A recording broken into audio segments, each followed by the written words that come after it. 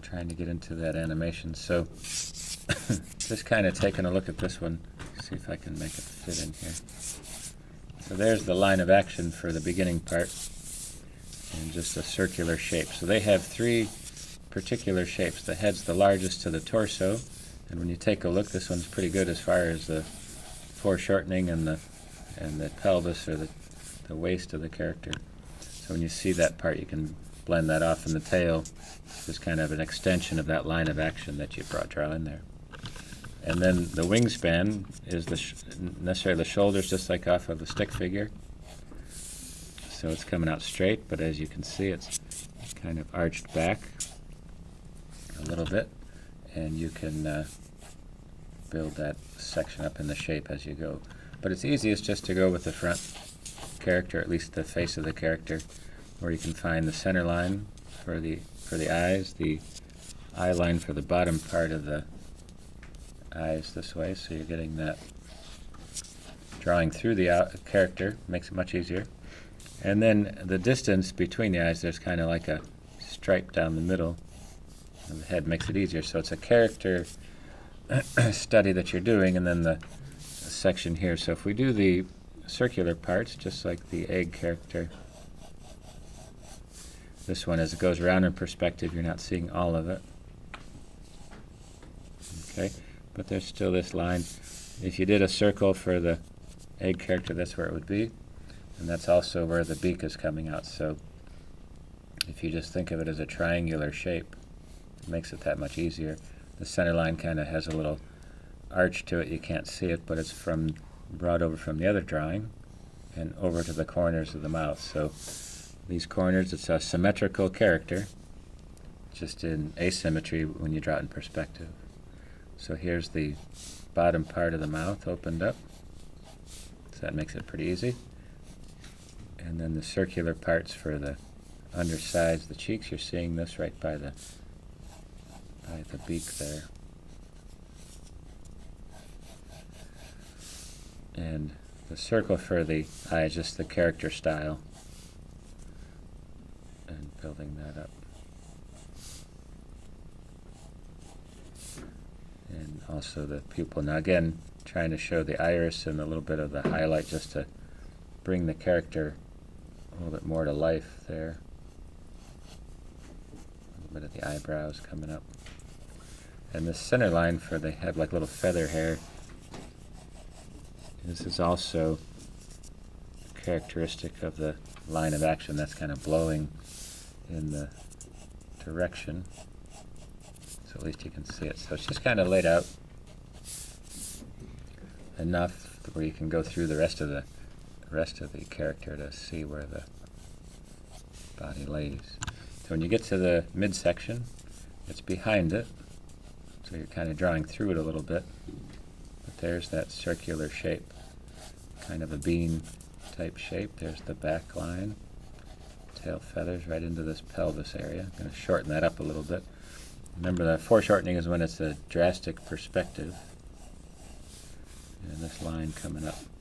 So as this tapers out, it's somewhat even, somewhat symmetrical, and as it builds itself up, you can find a center line that has these extra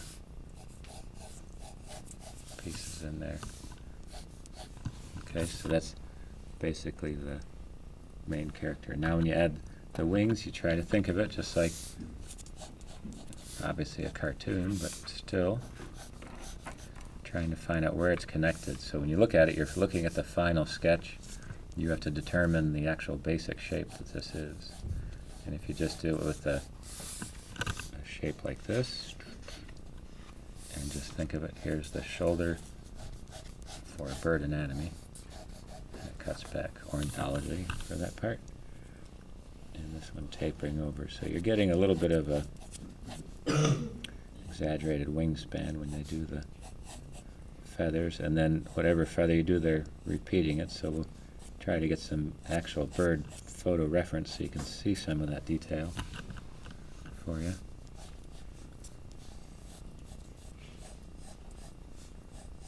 And here's this. So if you even put a line that's going to represent where each of the feathers hits, it makes it that much easier. And then the secondary tone of that.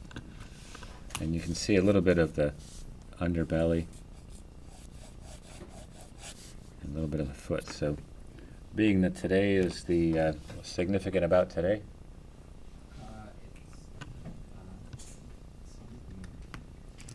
It's the first. Spring. There you go. There you go. It's been out of The equinox there. equinox. Yeah. Spring. Close enough. So when you take a look outside, you should be hearing plenty of birds to give you some inspiration as well as reference. Use your telephone for good and take some pictures and become a bird watcher while you're out there. So this, once I have it sketched out, I'm just going to go back in with a little bit of more definition, but not too much shading, because like I said, I'm going to ink these in. I'll try to demonstrate a brush for you. And doing that part, you can see the shape of the tongue.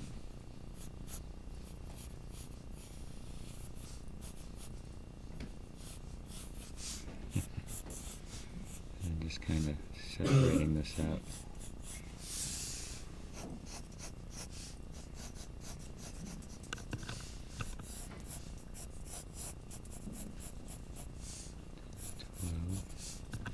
That's giving that part. Again, the center line of this beak is tapered up a little bit, and the symmetrical part, if you draw through the object, it just makes it easier to place it, for one, and then you can always take it out, so you don't have to worry about it being there, but it helps you with the placement of proportion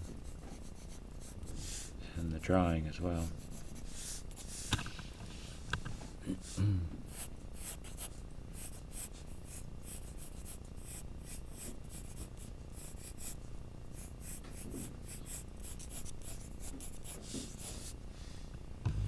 So that kind of takes care of that guy. And then again, coming over on this side, seeing where the feathers actually taper off here.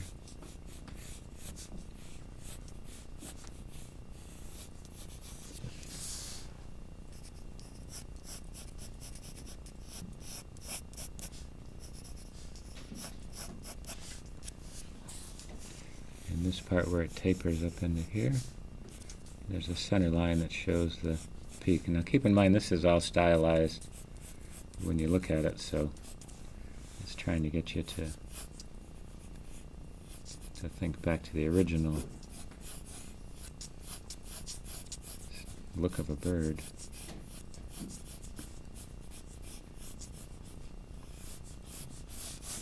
And then always just take a look and see if it does follow that line of action, so all these pieces have that connection to it and builds that section up. So we'll ink that in later. But there you have it, a pencil sketch.